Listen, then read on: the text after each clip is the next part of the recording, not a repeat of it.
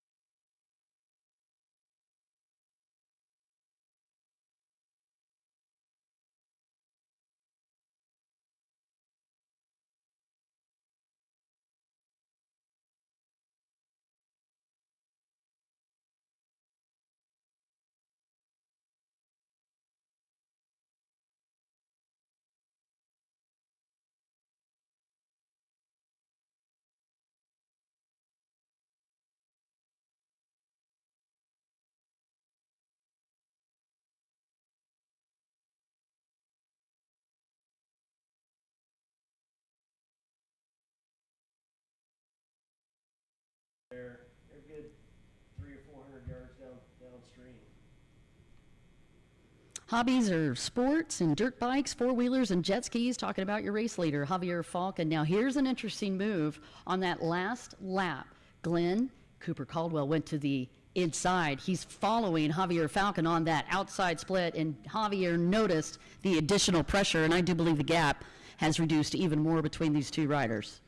Started at a 4.54, went to a 2:12, and right now we're looking about 3 boats separate.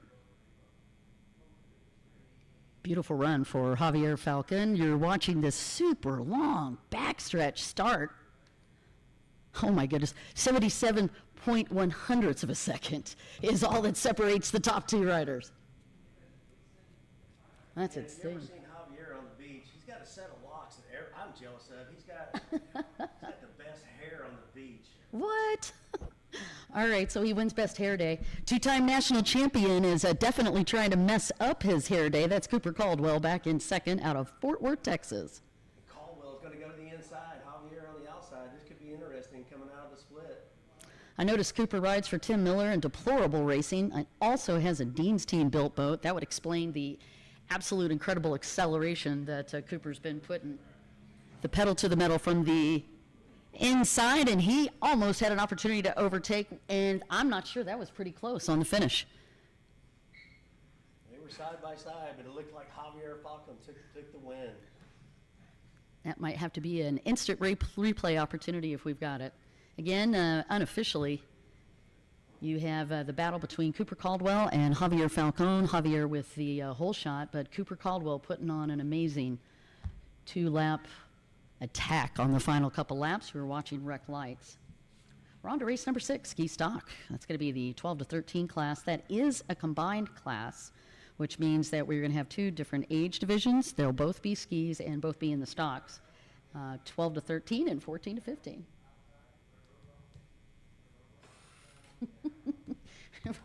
Glenn, we put you under the gun instantly. You thought you were going to be down there chilling out right next to the water today. The next thing you know, we drug you right up into the live stream tent. So thank you so much for joining us. It's awesome being up here with you, Don. I announced with you, you're a legend in the sport. We love you, and it's a real honor to be up here with you today. Well, I appreciate that. Let's take a look down on the line and give you some of these riders. This is race number 6, and just looking for that pole position, I can see that looks like the 515 boat right next to him. That's Ty Smith out of Lake Havasu City, Arizona. He's going to be second on the pole. And just trying to grab that number. And this is going to be your stock 1500 class. So these guys are all on restricted machines. All these machines have a restrictor installed, which pushes the top speed down into the 40-mile-an-hour range. And down the line, boat number 41 is Tristan Hebert. He's out of Kansas. And then we've got on that pole position, going to be boat number 995, Jax Rowe. Right next to him will be boat number 515, Ty Smith. Boat number 41 is going to be Jackson Lloyd. And then rounding out your field will be boat number 139, Trent Cornett. Again, that is your race lineup. And I find this to be just part of the fascination of racing in the junior division, Glenn. You can see some of these riders, just the height differential, right? When you're getting these young riders, some of them aren't as tall as the handle pole, right? So it's just so much fun to watch. It's great to watch them grow, too. Jack Rowe, 995, racing for Chattanooga Jet Ski Club. He's probably grown 6 inches in the last year. It's so awesome. This is going to be a really great race because, like I said, all these guys are on these restricted 1500 Kawasaki machines. So they actually have a spacer plate in there, kind of like a restrictor you would have in NASCAR for the high-speed races. And they've got this restrictor to keep the top speeds down. Once you get into the 16-year-old division, you can actually get the restrictor off. So these speeds are going to be dialed back a little bit. So there'll be some tight racing action. That is a beautiful drone shot. Now, let's talk a little bit about the cameras as we get ready to go with this one. We've got a drone camera that's got these beautiful shot opportunities for us. And then in addition to that, we have a roving camera and then 4 different stationary cameras. And again, just getting ready to go on that. Boat number 995 is actually got the pole position, Jack Rowe. It's sponsored by Killer Frog Racing Team, Reckless Abandonment, Ashton Williams Racing as well. And that pole position is a huge advantage for the riders as they come in. We are not going to have a split start, so for those of you that are asking about that, there is generally in a lot of these races, we'll actually have an inside and an outside split, but you can definitely see this is going to make more sense in this particular venue that we have all of these guys start on an, if you would, inside split position on the lineup. So we're going to have only one pole position as they get ready to go. So with this restrictor plate, Glenn, how fast do you think top end these boats are going to be? I want to say they're in about the 40, 42 mile an hour range, 43 mile an hour. Really, it knocks them down quite a bit. So we're going to be looking at speeds around the mid 40s. Which is awesome, actually, when you think about it, particularly when we look at the beginning of the sport. Man, my gosh, in the 80s, these boats were really, we were quite lucky to have those 300s and 550s. Beginning at the start of this evolution of the sport, really we're going around 35 to 40 miles an hour. And then when we started moving up in hull size, and of course the introduction to the Yamaha Superjet in the 90s, that was truly an opportunity to break into the 50 mile per hour. But it is so fascinating to me how tough it is once you get at a certain level, just like go-kart racing, right? Some of the other motor divisions, that difference between 50 to 55 to 60, it is a massive amount of time, commitment, dealing with handling. It's not just horsepower. So quite a bit goes into these boats. Average boats these days off the showroom floor around $7,000 to $10,000, but by the time you get done with a race boat, man, it could be upwards of $35,000 to $40,000 when you get into some of the expert and pro divisions. It looks like they're fired up. We're about ready to blast off. Yep, the way the setup works, each one of these riders will have one holder. And because of these A divisions, you'll notice all the riders starting outside of the ski. And we are ready to go, and we've got our start. Ty Smith on boat 515 out of Lake Havasu City, Arizona with the hole shot, 41. Tristan Hebert back in second. Yeah. Looks like I've got 41 as Jackson Lloyd, but you're saying that's Tristan. Wait a minute. No, okay. No, yeah, that's still okay. Yeah. They both had the same race number, didn't they? Oh, yeah, actually they do. So I'm not sure, but in third, that's going to be Jack Rowe, riding for the Chattanooga Jet Ski Club. And what a fun kid he was to interview earlier today. And actually, just really fun to talk to that gentleman. Jax Rowe out of Ottawa, Tennessee, riding for Killer Frog Racing. Ottawa. Is it Uwa? Ottawa, yeah, and that's where I'm actually from. I live in Ottawa, and I ride with Jackson, his son, or his father Kevin, all the time. They set up buoys a lot, and we ride over there by our house. But we also ride with the Chattanooga Jet Ski Club, and they're coming in on the outside split. It's 515. That's Ty Smith out of Lake Havasu. All right, Ty riding for Go Fast US, Chuck Speed Shop, Works Racing, Liquid Molly, LS2 helmets, Blur Optics, and ODI grips. Just some of his sponsors. In second, that's 41, Tristan Hebert. And in third is going to be Jax Rowe from the Chattanooga Jet Ski Club. Let's talk a little bit about jet ski racing and jet ski language. The yellow buoys that you see the riders coming up on, that is going to indicate a right-hand turn. When they get up to a red buoy, and you can see this rider here, that is going to indicate in jet ski language a left-hand turn for that racer. And I see that Glenn Elliott's got the binoculars out to help us identify some of these different riders. But again, your race leader, boat number 515, that was a beautiful hole shot, by the way. Picture perfect, and not easy to get a hole shot when you don't have the pole position. Ty Smith set that strategy up beautifully. Yeah, Ty Smith bringing his A game this weekend. We saw him win the first moto of the 10-11 lights division, and he's current world champion in the ski lights four-stroke. Won that last year in Lake Havasu. He's going to take the inside split. Back in second, Tristan Hebert. Jax Rowe in third, and holding down fourth. That's going to be 139, Trent Cornett out of Kansas. Again, your race leader out of Lake Havasu City, Arizona. He actually was born in California. You're watching Ty Smith. No stranger to the hole shots. He's a two-time world champion already at the ripe old age of 14. Wow. Actually, I think he's 12. It's even younger.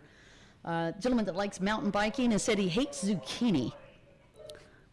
Well, whatever that strategy is, it's certainly working. I'm not a big fan of zucchini either. Well, I can see why. All right, this area of the track that you're watching is part of the start system. And as you can see, it is a bit off of that bank on the far side, but once they come back in to this near portion, this is where they're closest to us here at Riversport OKC, you can see that Ty Smith is now going to be dealing with more of the waves that are mirroring back off of these rocks off of the river. So each side of this bank is actually filled with rocks, and anybody that's ever been on a jet ski, you guys can relate to that idea of these mirroring waves back up on. These guys are going to have to be dealing with that. You're watching race leader Ty Smith coming through that checkered buoy section. And we got a battle, second and third, Tristan Hebert and Jax Rowe from Chattanooga Jet Ski Club having a battle for the third position. And did we confirm that that was Tristan Hebert, or was that Jackson Lloyd? No, that's Tristan Hebert. Okay. Jackson Lloyd's on the back straightaway down here coming into the split section. Gotcha. He's on the two-stroke. The rest of these guys are on restricted 1500s. Again, they had the restrictor on there, restricting the top speed. And that's to increase the safety level so that these guys can increase their talent level to get up there for the full speed machines. So the distance between second and third, 3.13 seconds is all that separates those two gentlemen. Tristan Hebert and Jax Rowe are the battle that Glenn had, of course, hinted at. Tristan goes to the inside, Jax to the outside. This is going to be interesting. Now, Jackson mentioned in the interview earlier that he actually preferred that outside split. But Tristan making short work of the inside. Let's see if he's able to catch up. Now, we saw an overtake earlier on this one. It does look like Tristan Hebert moved into second place.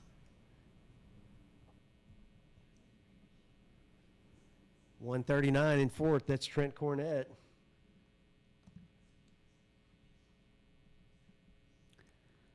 What a gorgeous afternoon here. Taking a look at the weather report, it was going to be a upper 80s, low 90s here, so pretty mild temperate for summer in Oklahoma. And speaking of that, I didn't catch up last night, but the World Series was decided yesterday between Oklahoma and Florida. There were only one game left for the World Series in softball for the ladies division, college division, and I do believe Oklahoma. I hope Oklahoma won. I'm going to just call it and say I think they did. So I suspect Oklahoma City celebrating. You're watching the battle here in the stock division, two different age groups, and it is the 515 Ty Smith who is dominating Moto number 1 of 3. Gentleman that likes mountain biking, boating, and camping. And apparently he likes cruising, Glenn, because he's got a comfortable lead. And there goes second place, Tristan Hebert out of Kansas. 995 is Jax Rowe. He's in third, but he's in first in class. And 139, that's Trent Cornett. All right. And boat number 515 taking the win, Ty Smith out of Lake Havasu City, Arizona. Rocked that one on Moto number 1.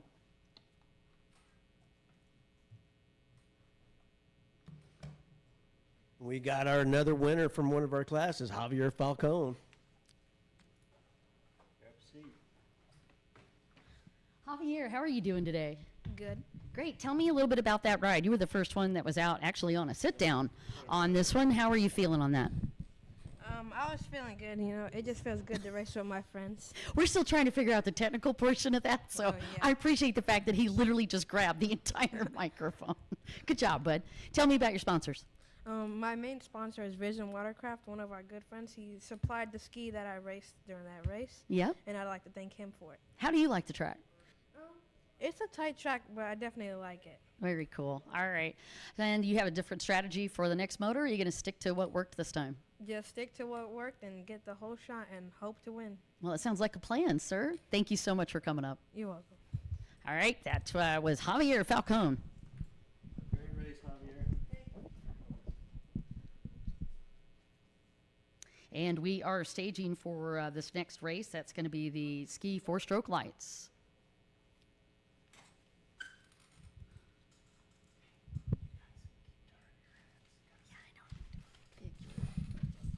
Sorry, still adjusting. We're still adjusting our microphones here, so give me just a moment.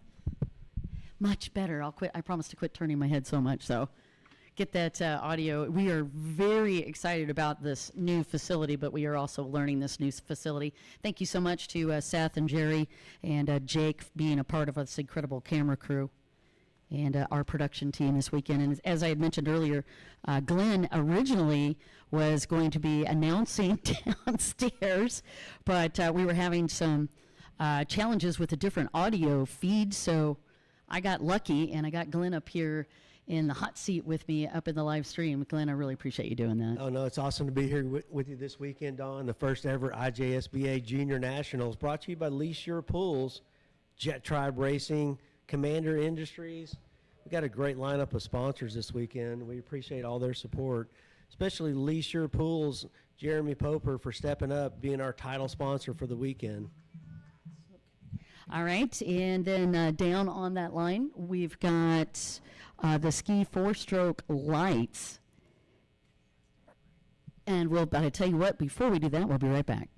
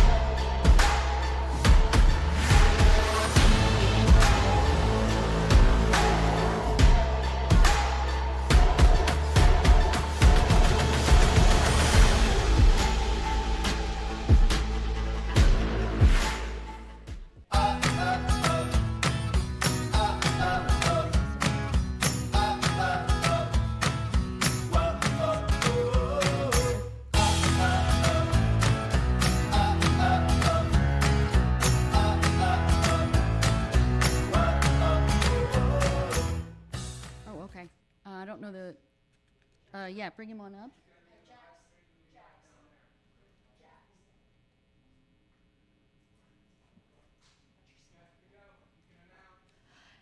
And we are back as we get ready to go for the ski four-stroke lights, and they are already out of the gate. That is Bentley Cox on boat number 319.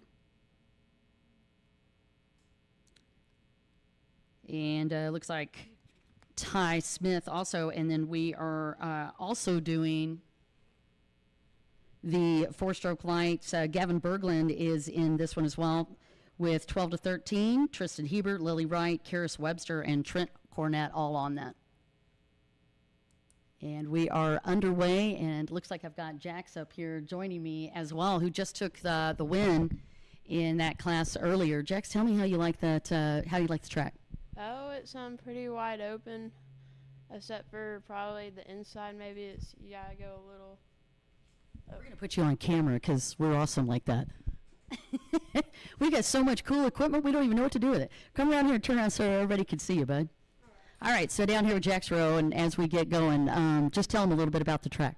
Well, it seems pretty wide open. My favorite part is coming around the first turns. You can just hold it wide open through there. Well, you looked amazing. Favorite sponsors?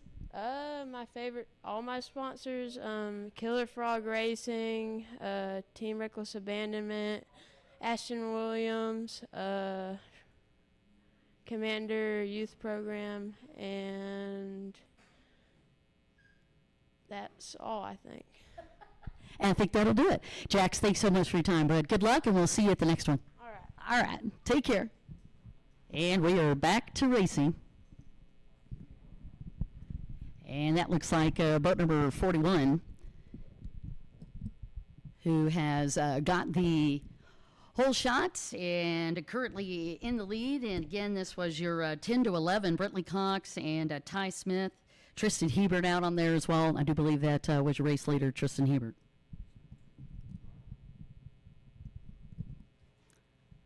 Man, what a beautiful afternoon. And the first time we have ever had a national event of this caliber held just for juniors here at Riversport OKC in an incredible Paralympic facility.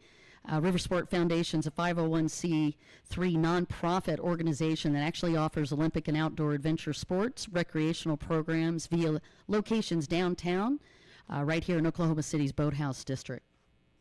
Their mission, by the way, very similar to ours in so many ways. They inspire excellence, enhance communities, and change lives through Olympic sports and outdoor urban adventures. Sounds an awful lot like jet skiing, with the exception of we haven't actually officially been into an Olympic venue, but we have been certainly very close with jet ski racing, joining the SEA Games in 2018 and back out in Cambodia just a month ago for the Asian SEA Games. So jet ski racing is gaining a global footprint and opportunity